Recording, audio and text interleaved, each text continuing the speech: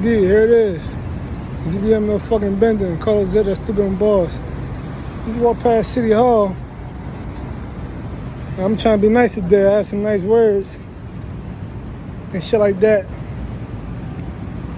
I like to say cocksuckers and shit, because that's for sure a good term in describing some of these peons.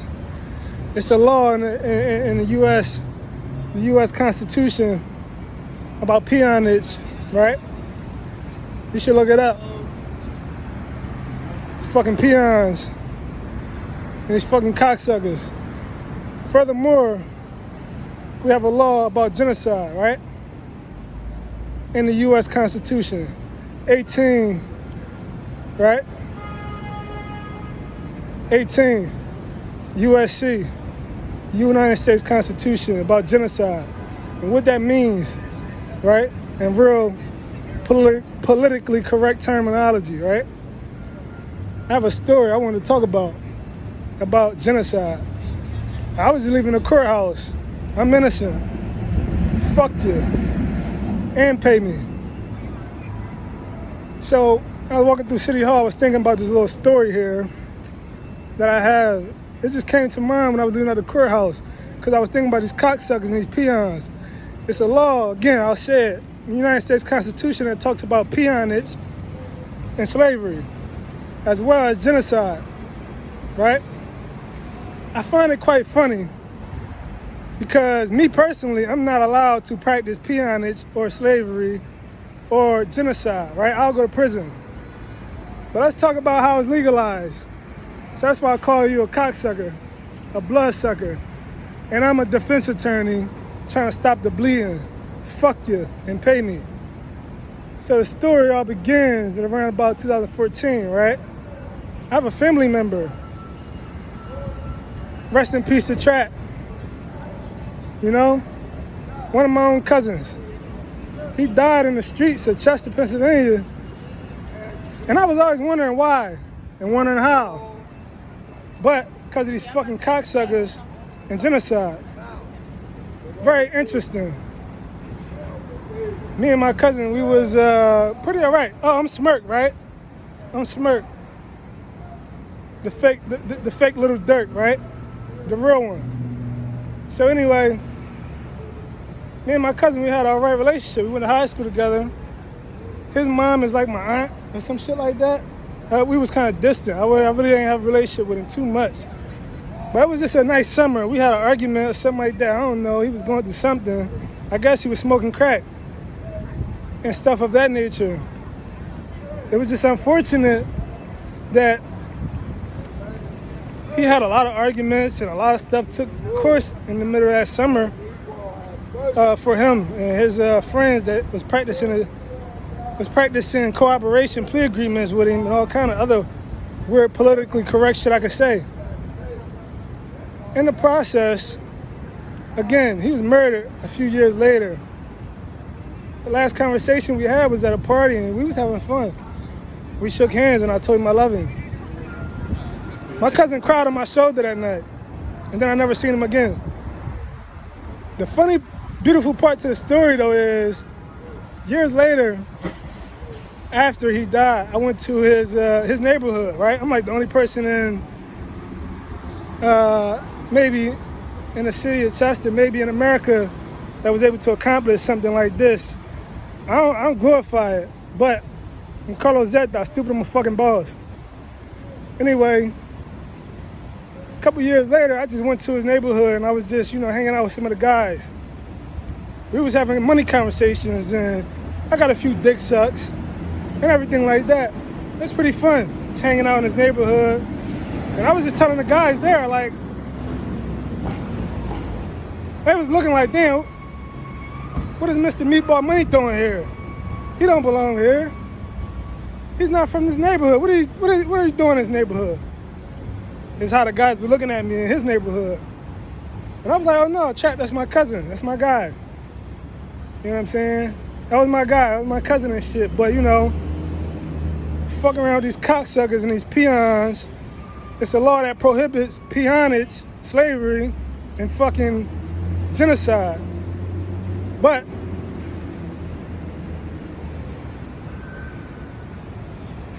somehow, right, it's still being practiced and nobody's going to prison. So that's why my cousin died. So that was an interesting story, how I was able to basically go back to his neighborhood, get my dick sucked a couple times, and even when I was able to, you know, trade some stories and make some money while I was doing it. Probably one of the only guys that probably could tell that story without being hurt. But, you know, Carlos Zet, that stupid my fucking balls. Anyway, I'm having a nice day. It's beautiful in Philadelphia. I was walking through City Hall. I was thinking about that. I have nothing against Philadelphia. Right now, we over New Jersey, and we trying to beat these two frivolous cases. Their excuse to why they keep continuing this case is they're looking for some homicide indictments or some shit like that. Nothing to do with me. My due process rights are being violated, but when I request a new attorney to represent me in the case, that's being ignored. When I say I want a motion filed for dismissal based on ineffective evidence and lack of prosecution, that's being ignored. Here we are, 29 months later. We getting the same excuses we was getting 5 months ago, and this shit is costing me a fortune. Meanwhile, it's all right because I'm a lawyer. I'll receive a fortune. ZBM, no bending. The fucking monopoly.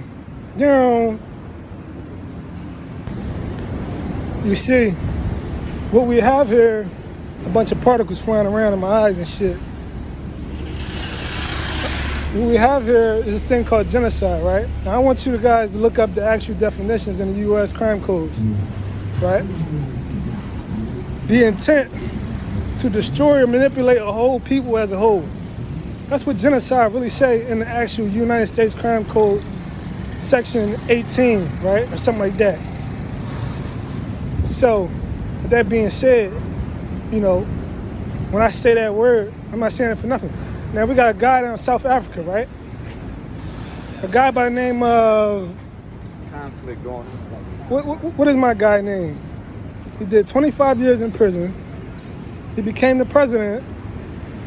And he won a Nobel Peace Prize. But after he did all that time in prison. But why did he do all that time in prison? Because he fought what? It's called apartheid in Africa. Apartheid or something like that. I don't know if I'm pronouncing it right, but in Africa it's called apartheid. In America it's called genocide. In Ireland it's called probably something else. Right? In Europe it's probably called something else. But yeah, the guy in South Africa, I forget his name at the moment. Just another example of the genocide shit, right? But, you know, everything's beautiful in Philadelphia. It's nice and sunny. It's nice and amazing, right? Life is great. I never rain on my own parade or nothing like that when I'm talking about these disgusting realities of this world. But as a defense attorney representing myself, I want to make sure I make these statements very clear and make myself very clear, right? Because again, dealing with some frivolous cases that's hindering myself and my business, right? But again, my cousin died because him and his friends wanted to be confidential informants for the government. Whatever happened, I don't know. I just know details to that story, and it ultimately led to his demise, right? But again, when we're talking about genocide, it's an intentional decision that you make to make these group of guys ruin their life and someone else's life all at the same time. And then they all died. So that's why I was in his neighborhood, smiling with a few of his guys, making sure I got my dick sucked. And, you know, I was even able to make a few dollars. while I was at it. So shout out to my cousin Trap, man, rest in peace. Never got to speak to him again. And then they wonder why I say I'm innocent, and they gotta prove this shit between 12 jurors. And now I call him a cocksucker.